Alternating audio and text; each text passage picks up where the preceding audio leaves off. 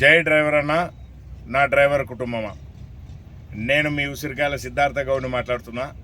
తెలంగాణ, ఆంధ్ర, తెలుగు ఉభయ రాష్ట్రాల డ్రైవర్ల అధ్యక్షుడు. అన్న, ఇవాళ ఈ వీడియో పెట్టడం ముఖ్య కారణం ఏంటిదంటే,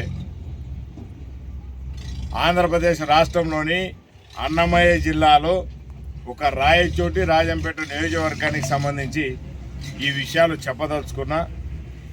అక్కడ స్థానికంగా ఉన్నటువంటి కొంతమంది జిలేబీగాళ్ళు, లేకపోతే ఈ బాదుషాగాళ్ళు ఏమేమో మాట్లాడుతూ ఉన్నారు. ఎవరిని మాట్లాడుతూ ఉన్నారంటే, ఒక రాష్ట్ర రవాణా మంత్రివర్యులను మాట్లాడుతూ ఉన్నారు. అంటే ఆంధ్రప్రదేశ్ రాష్ట్ర రవాణా మంత్రివర్యులని మాట్లాడుతూ ఉన్నారు. ఈ రాజంపేటకు సంబంధించినటువంటి ఒక చోట మోటగా లీడర్, ఒక అతను టీడీపీకి తెలుగుదేశం పార్టీ లీడర్. ఆయన తెలుగుదేశం పార్టీ లీడర్ అనకూడదు, ఆయన వైఎస్ఆర్ కాంగ్రెస్ పార్టీకి సంబంధించినటువంటి కోవర్టు పెద్దిరెడ్డి రామచంద్రారెడ్డికో లేకపోతే ఎంపీ మిథున్ రెడ్డికి సంబంధించినటువంటి ఒక గుత్తేదారు, గులాంగిరిదారుడు అని చెప్పాలి. ఎందుకంటే ఆంధ్రప్రదేశ్ రాష్ట్రంలో గతంలో ఉన్నటువంటి రాష్ట్ర ప్రభుత్వం, ఆనాడు జగన్మోహన్ రెడ్డి పరిపాలనలో ఎస్టీ, ఎస్సీ, బీసీ, మైనారిటీ కుల కుటుంబీకులకున్న సబ్సిడీ లోన్లు, ఇతర మాకున్నటువంటి అన్ని అవకాశాలని కూడా, రవాణా కార్మిక చట్టంలో ఉన్నటువంటి అన్నీ కూడా మాకు అవకాశాలు లేకుండా చేసి మా డ్రైవర్ వ్యవస్థని దుర్భిక్షమైన దారుణమైన పరిస్థితుల్లో నడిపినటువంటి ఆనాడు ప్రభుత్వం, వాళ్ళు మాకు వద్దు అని చెప్పి వాళ్ళని తీసుకుపోయి బంగాళాఖాతంలో కలపాలి, మేము అనుకున్న ప్రభుత్వం రావాలి, గౌరవ నారా చంద్రబాబు నాయుడు గారు ముఖ్యమంత్రి కావాలని చెప్పి కోరుకున్న తరుణంలో అందరం కూడా ఓట్లేసి గెలిపించుకున్న తర్వాత రాయచోటి నియోజకవర్గానికి సంబంధించినటువంటి ఎమ్మెల్యే వర్యులు మండిపల్లి రాంప్రసాద్ రెడ్డి గారిని రాష్ట్ర రవాణా మంత్రిగా నిర్ణయించడం జరిగింది. ఆయన సమక్షంలో ఈ 100 రోజుల పరిపాలనలో ఆంధ్రాలో జరుగుతూ ఉన్నటువంటి ఆ యొక్క పరిస్థితి ఏంటంటే, బహు గొప్పగా పరిపాలన జరుగుతూ ఉంది. ఈ రవాణా మంత్రివర్యులు మండిపల్లి రాంప్రసాద్ రెడ్డి గారి దగ్గరికి శ్రీకాకుళం నుంచి చిత్తూరు వరకు ఏ ఒక్క డ్రైవర్ కుటుంబీకుడైనా, ఏ కార్మికుడైనా ఆయన దగ్గరకు వచ్చి, మాకయ్యా ఈ పని ఉంది, ఇగో ఈ అవసరం ఉన్నది, ఇక మా పిల్లలు స్కూల్ ఫీజులు, ఇగో మా పిల్లలు స్కూల్లో జాయిన్ చేసుకోవాలి, ఇంకొకటి చేసుకోవాలి, లేకపోతే ట్రాన్స్ఫర్లు అయినా, లేకపోతే ఏదైనా ఉద్యోగరీత్యా అయినా, ఏ విషయం మీదైనా కూడా ఆయన దగ్గరికి ప్రజా దర్బార్ పేరుతో ఉదయం పొద్దుగాల ఆయన ఇంటి దగ్గరికి కొన్ని వేల మంది పోతూ ఉన్నారు, ఆఫీస్ దగ్గరికి కొన్ని వేల మంది వస్తూ ఉన్నారు. ఈ విధంగా ఆయన రవాణా మంత్రి కాబట్టి మా కార్మికులు, డ్రైవర్ కార్మికులు వగేరా అందరం కూడా వస్తూ ఉన్నాం. మేము ఈ విధంగా ఉన్న తరుణంలో ఆయన మంత్రిగా ఉంటూ ఒక 1600 నుంచి 1700 లెటర్లు ఇచ్చుంటారు ప్రతి ఒక్కరికి కూడా. వాళ్ళు బాగుపడాలి, పేదలకి, నన్ను నమ్ముకొని వచ్చే ప్రతి ఒక్కరికి కూడా నా వంతు బాధ్యత సాయపడతా, మంత్రి నేనేనని చెప్పి అన్ని విధాలు ఆయన అందరికీ అవకాశాలు కల్పిస్తున్న తరుణంలో, ఇక జిలేబీగాడు ఎవడో నిన్న మాట్లాడుతున్నాడు, ఒక వీడియో తీసిన, ఆ జిలేబీగాడ ఇక బాదుషాగాడు ఎవడో, ఇక మంత్రి రాంప్రసాద్ రెడ్డి గారు 5 లక్షలకు లెటర్ అమ్ముకున్నాడు, ట్రాన్స్ఫర్లకు 5 లక్షలు తీసుకున్నాడు, ఇక పల్లెటూర్లకైతే 30,000 లెటర్కు, మిగతా వేరే దగ్గరకైతే లెటర్కు 5 లక్షల రూపాయలు అంటున్నాడు. 30,000 చొప్పున ఈ 1600, 1700 పెట్టుకుంటే 1700 లెటర్లు ఇచ్చుంటాడు. నా కళ్ళ ముందర నేను చూసిన. 30,000 చొప్పున పెట్టుకుంటే కూడా ఒక 6-7 కోట్లు అవుతుంది. ఇంకా ఈ జిలేబీగాడు చెప్పినట్టుగా, ఈ బాదుషా గాడు చెప్పినట్టుగా 5 లక్షల చొప్పున వేసుకుంటే తగ్గ 75 నుంచి 80 కోట్ల రూపాయలు అవుతుంది. మరి ఈ 100 రోజుల్లోనే 75 నుంచి 80 కోట్ల రూపాయలు ఇక 1600-1700 లెటర్లు ఇచ్చి డబ్బులు సంపాదించుకునేటట్టయితే, ఇక నాకు తెలిసి ఈ లెక్కన ఏం అర్థమవుతలేదు ఈ జిలేబీగాడు, ఈ శుద్ధ పప్పు పూసగాడు చెప్పే మాటలు. ఇక నేను ఏం చెప్తా ఉన్నానంటే, ఇక ఎవడైతే ఈ రాజంపేటలో మొన్నదాకా కంటెస్ట్గా నిలబడినటువంటి ఈ బాలసుబ్రహ్మణ్యమైన జిలేబీగాడు, ఈ బాదుషా గానికి ఒకటే చెప్తున్నా, నేను బిడ్డ నువ్వు చెప్పిన ఈ వీడియోలలో వాయిస్ విన్న తర్వాత, ఆ వీడియో చూసిన తర్వాత నరాలు నాకు తెగుతున్నాయి. ఒక డ్రైవర్ కార్మికుడిగా ఆనాడు రాయచోట్ల మీ నాయన మీద ఉన్న గౌరవం చూసి మీకు విలువ ఇచ్చినాం నీకు. లేకపోతే రాయచోట్ల మా డ్రైవర్ కుటుంబీకులందరం స్టాండు లేక, ఆటో స్టాండు లేక, డ్రైవర్ల స్టాండు లేక నేను రోడ్డు మీదకి వచ్చి నినదిస్తే నా మీద అటెంప్ట్ మర్డర్లు, కిడ్నాప్లు, రేపులు, ఒక డ్రైవర్ల అధ్యక్షుడిగా నా మీద కేసులు పెట్టిర్రు వైఎస్ఆర్ కాంగ్రెస్ పార్టీ ప్రభుత్వంలో. ఆ వైఎస్ఆర్ కాంగ్రెస్ పార్టీ ప్రభుత్వంలో అన్ని కేసులు పెడితే ఏ రోజు బయటకు కూడా రాలేవు నువ్వు. ఏ రోజు బయటకు రాలేవు, ఏ రోజు స్పందించినోడివి కాదా. ఇక నీ స్వార్థం కోసం, నీ స్వార్థ రాజకీయం కోసం నిన్నగాక మొన్న ఏదో షీటు కోసం తగతగలబడ్డావు. ఇక ఆ షీటు కూడా ఏంది, రాజంపేట తీసుకొచ్చి మేము తిరుమల లడ్డు కదా పెట్టినట్టు, చేతుల లడ్డు కదా పెట్టినట్టు పెడితే దాన్ని కూడా కాల రాసినావు, దాన్ని కూడా ఓడగొట్టినావు. ఇంకా మళ్ళీ సిగ్గు లేక నువ్వు వార్డు మెంబర్ కానీ కూడా కాదు, నువ్వు వార్డు మెంబర్కు ఏంది ఎక్కువ, వార్డు మెంబర్కు తక్కువ, ఎమ్మెల్యే టికెట్కి ఎక్కువ అన్నట్టుగా నువ్వు ఇంకా పనికి మాలిన చేష్టాలు. ఈ వార్డు మెంబర్కి ఎక్కువ, ఎమ్మెల్యే టికెట్కి తక్కువ. నువ్వు వార్డు మెంబర్ కూడా కాదు. నువ్వేం మాట్లాడుతున్నావు?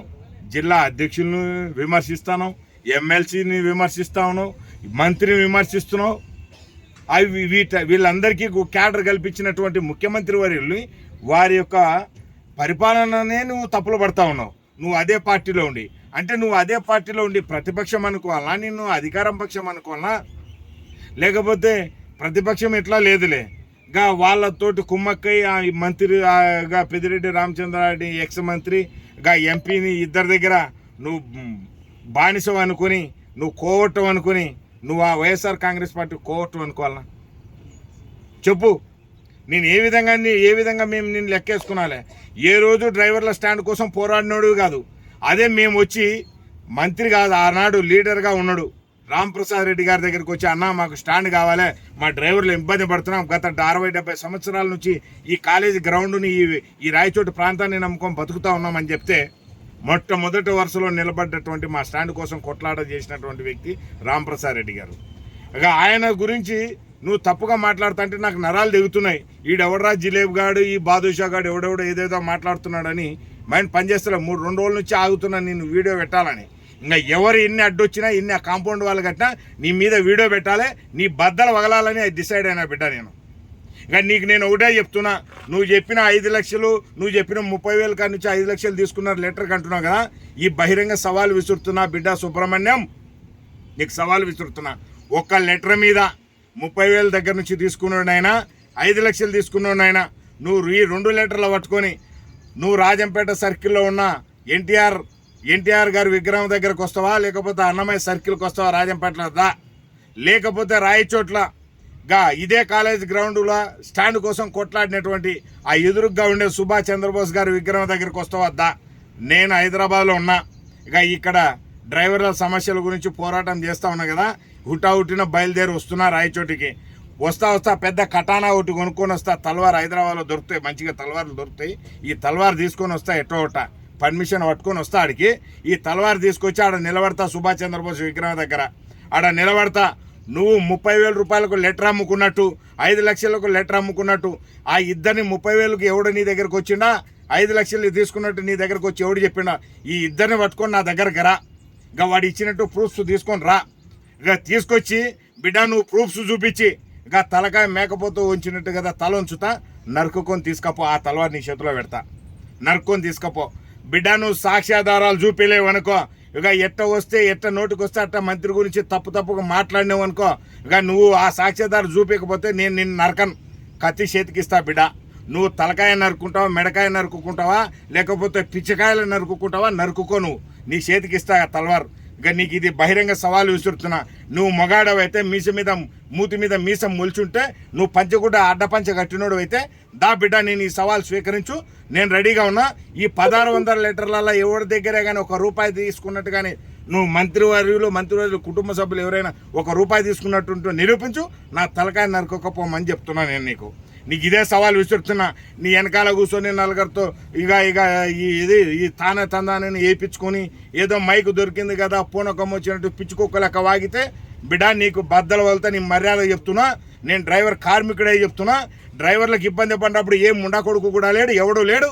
మేము డ్రైవర్లు ఇబ్బంది పడ్డప్పుడు మా ముందర నిలబడినటువంటి వ్యక్తి ఈయన. ఈరోజు మా డ్రైవర్లకు, మా కార్మికులకు, మా రవాణాకు మాకు రవాణా మంత్రి అయ్యిండు, మాకున్న అన్ని ఇబ్బందులు తీరుస్తున్నాడు.